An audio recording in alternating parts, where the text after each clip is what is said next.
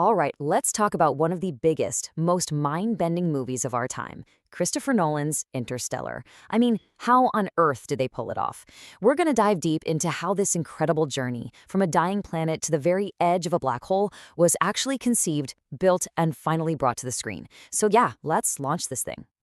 You know, the reputation of this film really does speak for itself. I mean, think about it. When the guy who wrote Game of Thrones says your movie is the most ambitious sci-fi since Kubrick's 2001, well, that's some serious praise. You know you've made something truly special.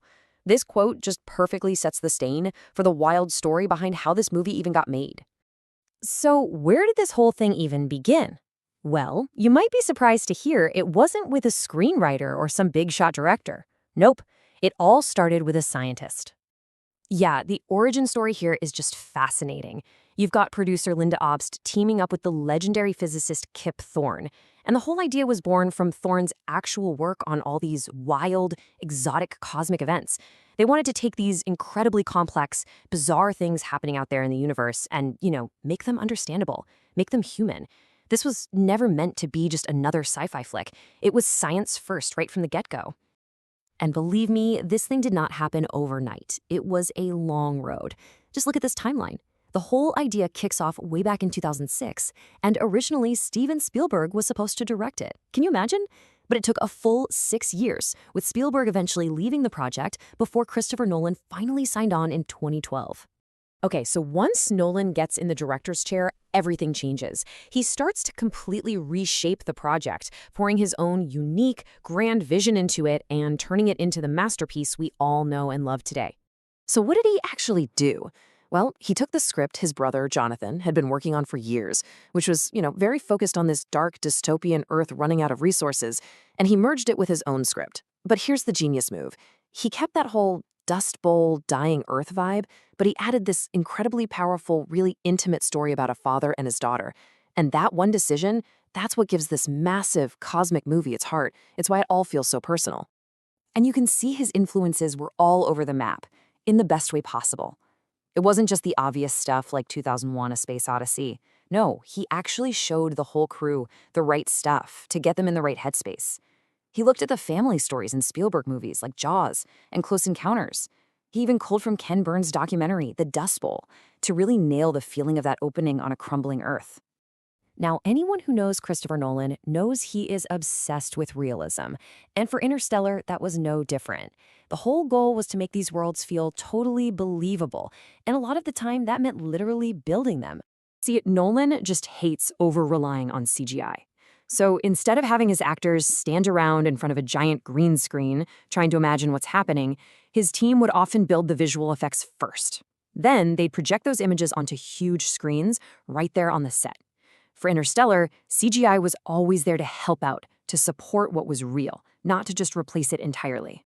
And when I say they did things for real, I am not kidding. Get this. For all those farm scenes, the crew planted 500 acres of actual corn. 500 acres, just so they could film it getting destroyed by dust storms.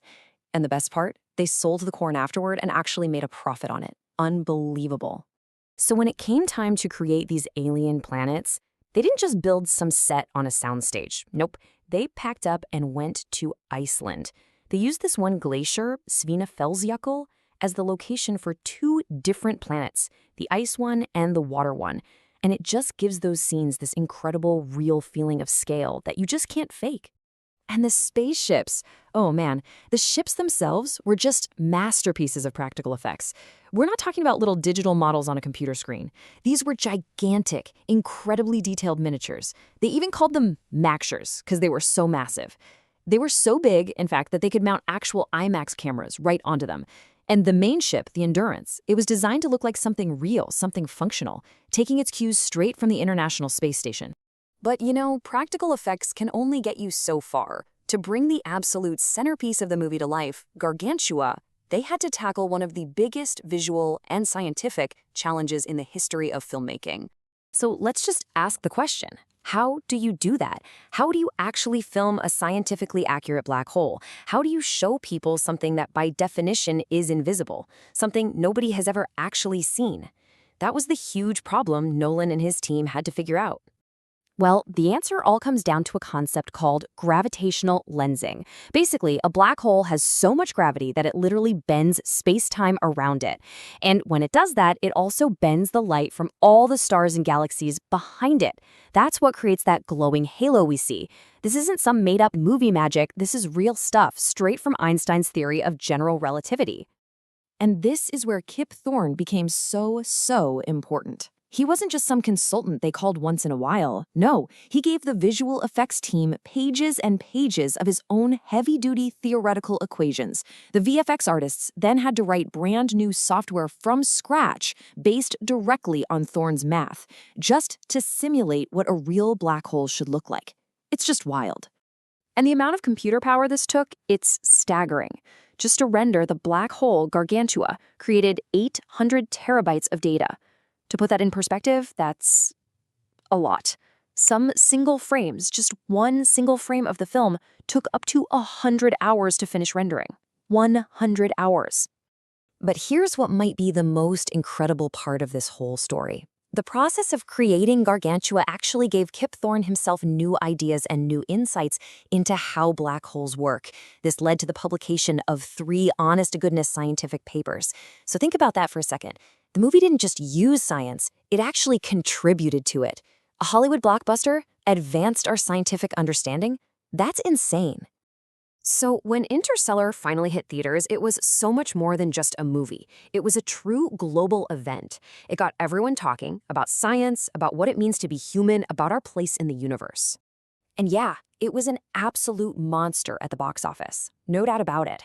It cost about $165 million to make, and it pulled in over $773 million worldwide.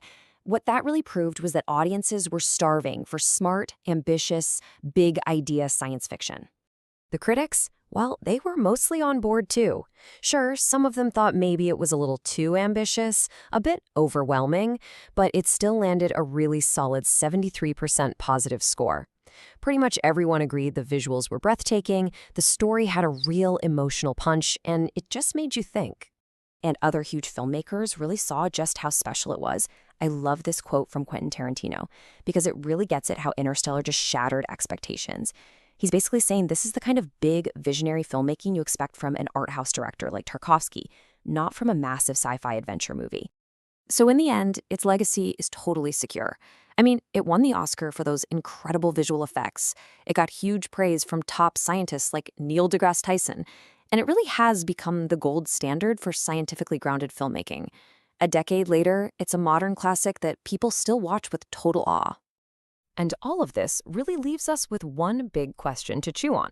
In Hollywood, where it often feels like it's all about spectacle and not much substance, Interstellar is this shining example of what can happen when you combine both. It really makes you wonder, right? Can a giant blockbuster be more than just 2 hours of fun? Can it actually be a real, genuine contribution to science? What do you think?